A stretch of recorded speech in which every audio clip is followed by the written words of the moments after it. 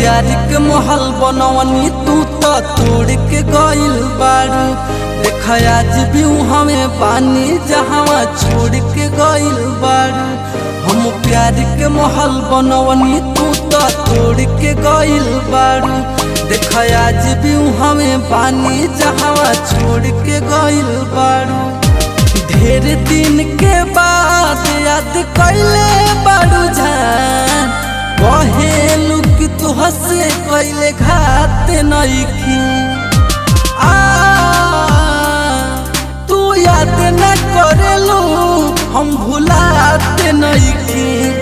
माहुर लागेला खाना कहियो खाते नइखी। तू याद न करेलू हम भुलाते नइखी।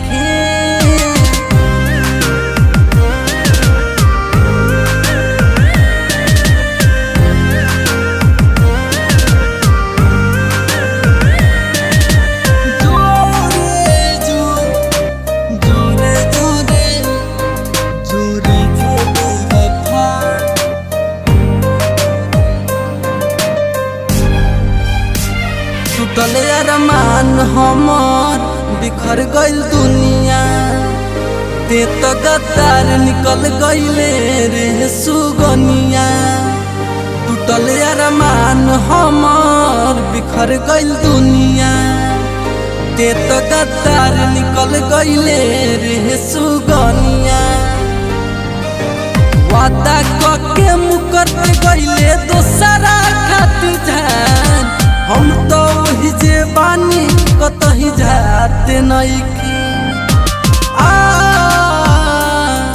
तू याद न करेलू हम भुलाते नइखी। माहुर लागेला खाना कहियो खाते नइखी। तू याद न करेलू हम भुलाते नइखी।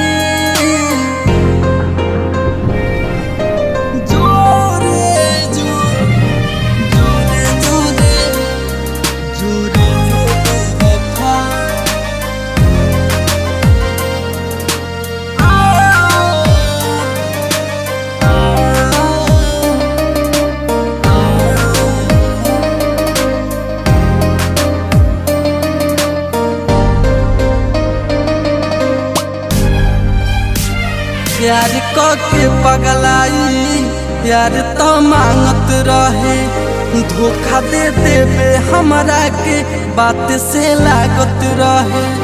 प्यार के पगलाई प्यार तो मांगत रहे, धोखा दे देवे हमरा के बात से लागत रहे। पवन होलै कि होली सन साचो धोखेबाज, हम तो तुहरे जैसन घटिया जाते नइखी। तू याद न करेलू हम भुला